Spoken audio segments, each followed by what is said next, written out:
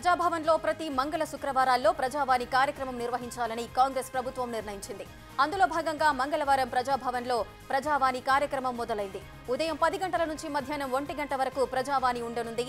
ప్రజాభవన్ చేరుకున్న వారికి వినతులు ఇచ్చే అవకాశం ఉండటంతో భారీగా జనాలు తరలివస్తున్నారు. తిరుమల శ్రీవారి ఆలయంలో ఉగాది, ఆదివార ఆస్థానం, బ్రహ్మోత్సవం, వైకుంఠ ఏకాదశి పర్వదినాల ముందు మంగళవారం ఉదయం ఆలయ శుద్ధి కార్యక్రమాన్ని టీటీడీ నిర్వహించింది. కొత్త వస్త్రంతో స్వామివారికి పూర్తిగా కప్పివేసి గర్భగుడిని, పూజా సామాగ్రిని సుగంధ ద్రవ్యాల లేపనంతో శుద్ధి చేశారు. తిరుమంజనం సందర్భంగా అష్టదళ పాదపద్మ ఆరాధన సేవను టీటీడీ రద్దు చేసింది. హైదరాబాద్ పాత బస్తీలో ఓ వ్యక్తి దారుణ హత్యకు గురయ్యాడు. ఐఎస్ సదన్ పోలీస్ స్టేషన్ పరిధిలో రామచంద్రనగర్లో రియల్ ఎస్టేట్ వ్యాపారి తారిక్ అలీ అలియాస్ బాబాఖాన్ 40 సంవత్సరాలు అతన్ని గుర్తు తెలియని వ్యక్తులు దారుణంగా హత్య చేశారు. ఇంటి బయట కూర్చున్న బాబాఖాన్ను తల్వార్లతో నరికి చంపినట్లు సమాచారం.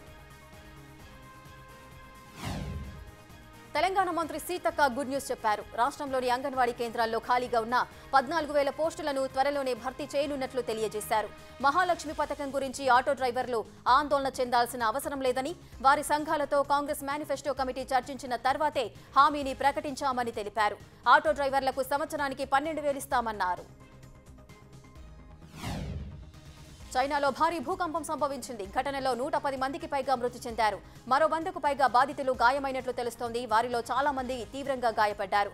మృతుల సంఖ్య మరింత పెరిగే అవకాశం ఉందని వైద్యులు చెబుతున్నారు. నార్త్ వెస్ట్లోని గన్స్ ప్రాంతంలో భూకంపం సంభవించింది. భూకంప తీవ్రత రిక్టర్ స్కేల్పై 6.2గా నమోదైంది. చైతన్యపురిలో డ్రగ్స్ సరఫరా చేస్తున్న 3గురిని పోలీసులు అరెస్ట్ చేశారు. అరెస్ట్ అయిన వారిలో కనకరాజు, లక్ష్మీ నరసింహరాజు ఏపీలోని భీమవరంకు చెందిన వారు కాగా, జలీం హైదరాబాద్కు చెందిన వాడని పోలీసులు గుర్తించారు. వీరి దగ్గర నుంచి 5 గ్రాముల ఎండీఏఏ, 2 సెల్ ఫోన్లు సీజ్ చేశామని పోలీసులు చెప్పారు. గోవాకు చెందిన డ్రగ్ పెడ్లర్ హబీబ్ పరారీలో ఉన్నాడని తెలియజేశారు. గుంటూరు జిల్లా పెదనందిపాడులో ఫ్లెక్సీల వివాదం తలెత్తింది. ముక్కోటి ఏకాదశిలో భాగంగా రామాలయం వద్ద ఉన్న వైకాపా ఫ్లెక్సీలను కమిటీ సభ్యులు తొలగించగా వివాదం తలెత్తింది. వైసీపీ ఫ్లెక్సీలు మాత్రమే ఎందుకు తొలగిస్తున్నారంటూ నేతలు కమిటీ సభ్యులతో వాగ్వాదానికి దిగారు. టీడీపీ ఫ్లెక్సీలను ఎందుకు తొలగించడం లేదని వైసీపీ నేతలు ఆరోపిస్తున్నారు. దీంతో వైసీపీ, టీడీపీ నేతల మధ్య ఘర్షణ వాతావరణం తలెత్తింది.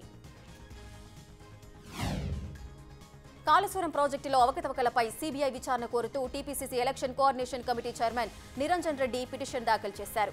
భూపాలపల్లి జిల్లా మహదేవపురం పోలీస్ స్టేషన్లో కేసు నమోదు చేసిన నిరంజన్ రెడ్డి కేసును సీబీఐకి బదిలీ చేయాలని కోరుతూ హైకోర్టులో పిటిషన్ దాఖలు చేశారు. కాగా కాళేశ్వరం ప్రాజెక్టుపై విచారణ చేపట్టిన తెలంగాణ హైకోర్టు 2 వారాలకు వాయిదా వేసింది.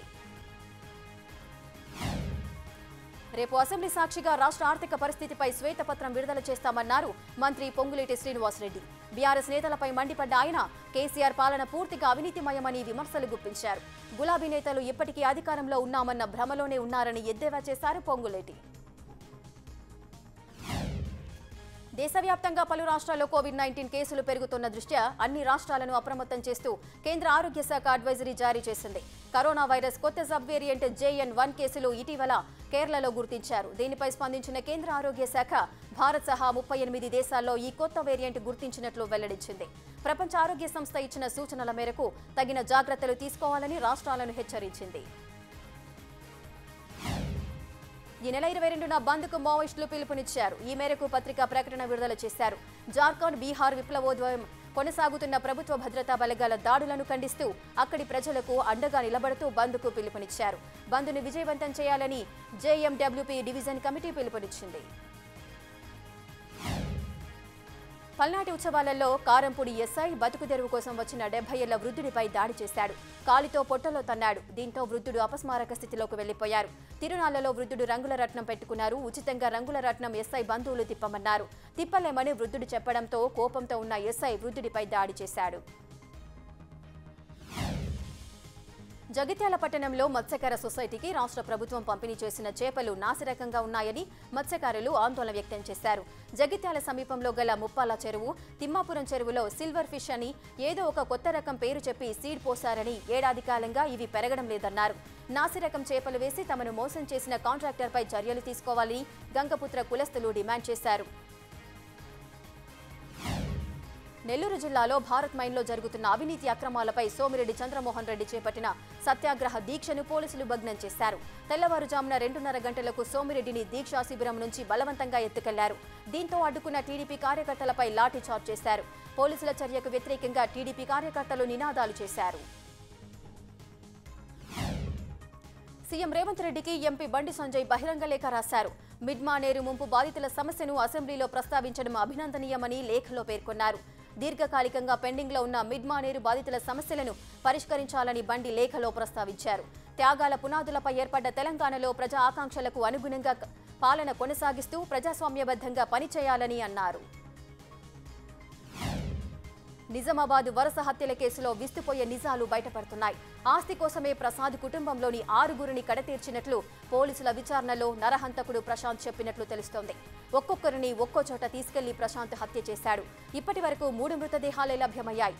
మరో 3 మృతదేహాల కోసం పోలీసులు గాలిస్తున్నారు. రేషన్ కార్డులు ఉన్న వారికి ఏపీ రాష్ట్ర ప్రభుత్వం శుభవార్త చెప్పింది. రేషన్ కార్డులు ఉన్న వారికి సబ్సిడీపై కందిపప్పు అందించేందుకు సిద్ధమైంది. సంక్రాంతి పండుగ నేపథ్యంలో కేజీ కందిపప్పు 67 రూపాయల చొప్పున అందించనుంది. ఇప్పటికే పలు జిల్లాల్లో అమలు చేస్తుండగా జనవరి నుంచి అన్ని జిల్లాల్లో పూర్తి స్థాయిలో అమలు చేయనుంది. ఇందిరమ్మ రాజ్యం ఇంటింటా సౌభాగ్యం నినాదంతో రాష్ట్రంలో అధికారంలోకి వచ్చిన కాంగ్రెస్ ప్రభుత్వం ఎన్నికల హామీ మేరకు 6 గ్యారెంటీల అమలును చకచకా చేపడుతోంది. ఈ క్రమంలోనే చేయూతలో భాగంగా నెలవారీ పింఛన్ను 4,000కు పెంచి ఇవ్వనుంది. కాంగ్రెస్ ఆవిర్భావ దినోత్సవమైన ఈ నెల 28 నుంచి చేయూత పథకాన్ని అమలు చేయాలని సీఎం రేవంత్ సర్కార్ భావిస్తున్నట్లు సమాచారం. విజయనగరం జిల్లా పోలిపల్లిలో రేపు జరగనున్న యువగలం విజయోత్సవ సభకు టీడీపీ అన్ని ఏర్పాట్లు పూర్తి చేసింది. ఈ సభకు 6 లక్షల మంది వస్తారని పార్టీ నాయకత్వం అంచనా వేస్తోంది. ఈ విజయోత్సవ సభకు టీడీపీ అధినేత చంద్రబాబు, జనసేన అధినేత పవన్ కళ్యాణ్ హాజరు కానున్నారు. ఉమ్మడిగా సార్వత్రిక ఎన్నికల శంఖారావం పూరించనున్నారు. శబరిమలలో అయ్యప్ప భక్తులపై పోలీసులు లాఠీచార్జ్ చేయడం సర్వత్రా విమర్శలకు దారితీస్తోంది. శబరిమల మార్గం మధ్యలో అయ్యప్ప స్వాములను పోలీసులు నిలిపివేశారు. రోడ్డుకు అడ్డంగా తాళ్లను కట్టిన పోలీసులు గంటల తరబడి భక్తులను నిల్చోబెట్టారు.